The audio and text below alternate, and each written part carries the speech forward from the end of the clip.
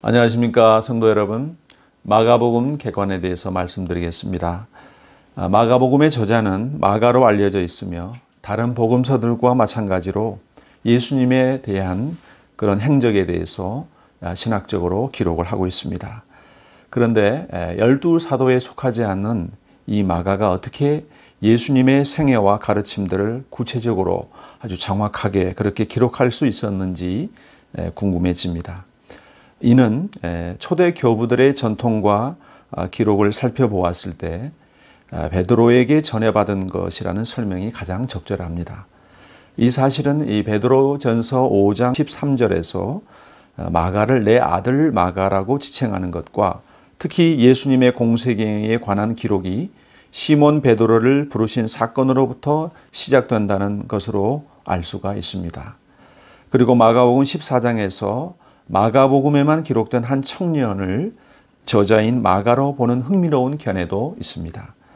예수님이 체포당하시는 것을 보고 이 청년은 배로 된 혼이불을 두르고 따라가다가 무리에게 잡히자 벗은 몸으로 도망갔던 바로 그 청년을 말합니다. 이를 증명할 길은 없습니다. 그러나 만약 이 청년이 마가라면 자신의 부끄러운 과거를 가감없이 적절한 곳에 소개한 그리고 변화된 자라고 평가할 수 있을 것입니다.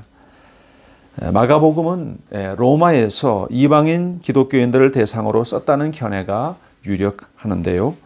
그 증거로 간간히 본문에 이방인의 관습에 대해서 설명해 주는 부분들을 우리가 볼 수가 있습니다.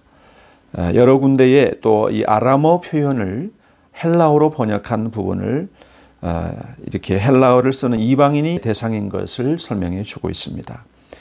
예를 들면 달리다굼이라고 하는 이 아람어를 소녀야 일어나라로 이렇게 번역을 해 줍니다. 그리고 마가복음은 사복음서 중 가장 먼저 기록되었으며 다른 복음서를 기록하는데 주요 참고 자료로 쓰인 것으로 알려져 있습니다. 이것을 학자들은 마가복음 우선설이라고 부릅니다. 마가복음은 여러 가지 특징이 있는데 긴 설교보다는 행동 중심으로 복음이 전개되고 있다는 것이 가장 큰 특징이라고 할 수가 있겠습니다.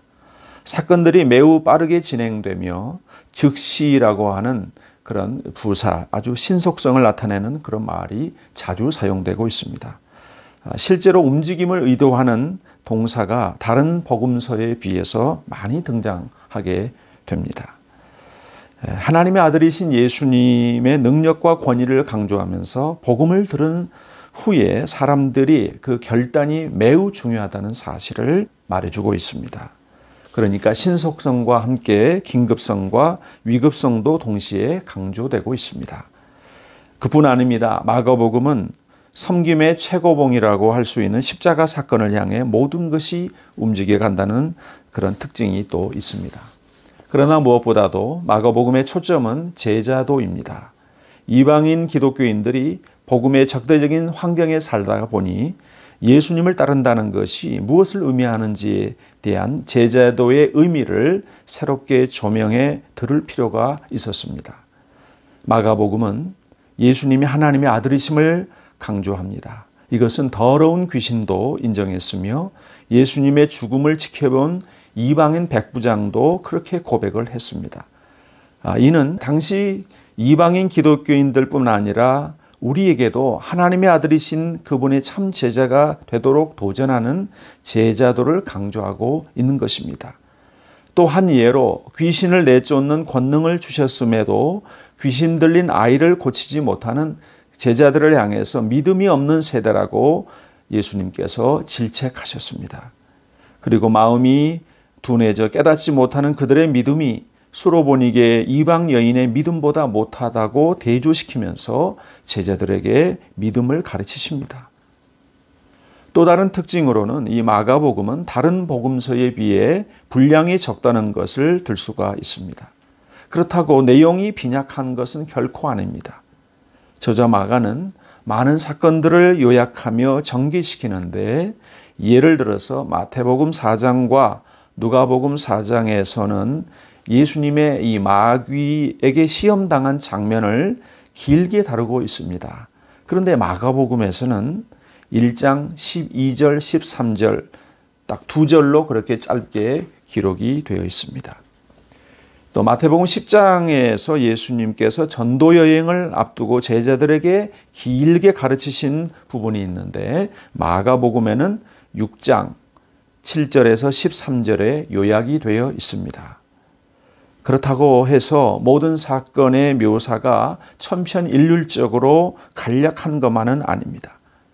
마가복음 6장에서는 오병이어의 기록을 보면 기적이 일어난 장소에 그 잔디의 색이 푸르다고까지 그렇게 묘사한 것을 보게 됩니다.